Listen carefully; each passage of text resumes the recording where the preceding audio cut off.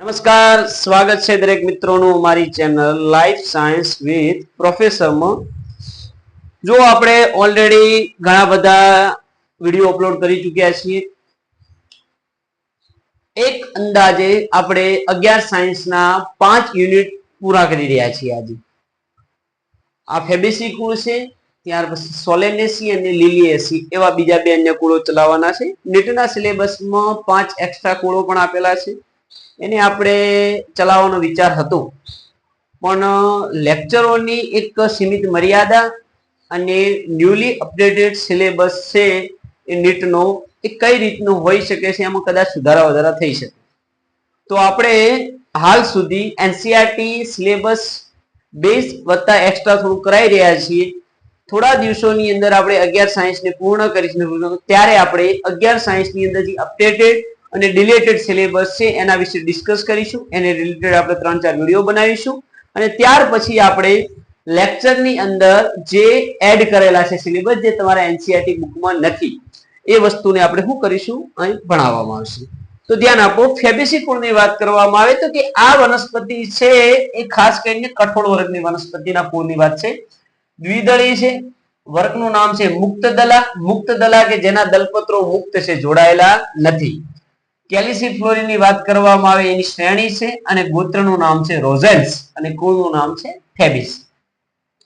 શરૂઆતમાં કુળ છે પેપિયોલોનોઇડી તરીકે ઓળખાતું, પણ હાલ એ લેગ્યુમિનેઝી કુળનું ઉપકુળ છે. એનો મતલબ કે લેગ્યુમિનેઝી શબ્દ આવે છે લેગ્યુમિન પરથી. બિન લેગ્યુમિન છે એક પ્રકારનું હિમોગ્લોબિન જેવું જ આવે, જે મૂળની મૂળ ગંડિકાઓમાં હાજર હોય છે. એનો મતલબ કે આ વનસ્પતિ પણ N2 ફિક્સેશન માટે જવાબદાર છે. કોના માટે જવાબદાર છે? N2 ફિક્સેશન માટે જવાબદાર છે. આ વસ્તુ પર ફોકસ કરવા જેવું. સ્થાન સમગ્ર વિશ્વમાં જોવા મળે, એનો મતલબ કે પર્વતીય વિસ્તારો, માટીવાળા વિસ્તારો, રેતાળ જમીનની અંદર જોવા મળે, કાંપવાળી જમીનમાં જોવા મળે, દરિયા કિનારે જોવા મળે છે. તો વિશ્વમાં સમગ્ર વિશ્વનું સ્થાન હોય છે.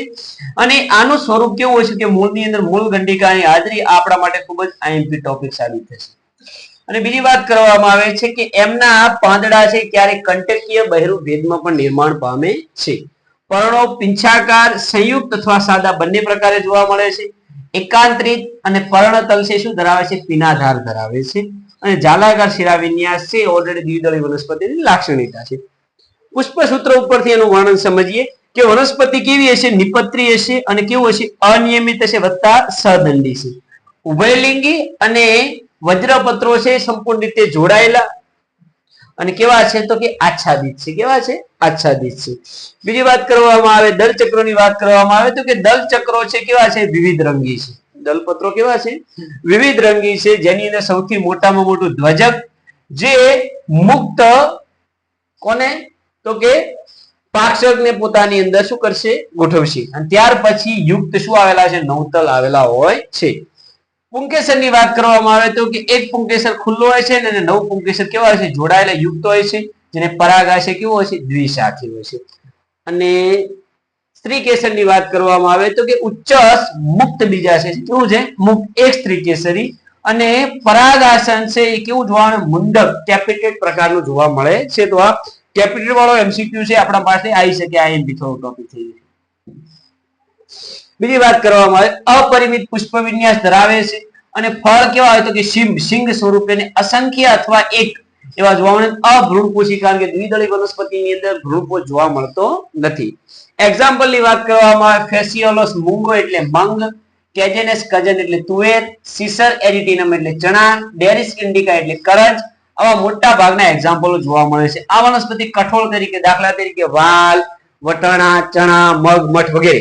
ખાદ્ય તેલની વાત કરવામાં આવે તો સોયાબીન નો ઉલ્લેખ થાય. ત્યાર પછી મગફળી પણ આ વર્ગની અંદર આવે છે. રંગની વાત કરીએ કે ઇન્ડિગો ફેરા, જે ઇન્ડિગો શબ્દ આવે છે માર્કેટની અંદર બહુ ફેમસ છે, જે કલર પેન્ટ માટે શબ્દ વાપરવામાં આવે તો ઇન્ડિગો ફેરા એક રિયલ વનસ્પતિનું નામ છે, એમાંથી આ મેળવવામાં આવે છે.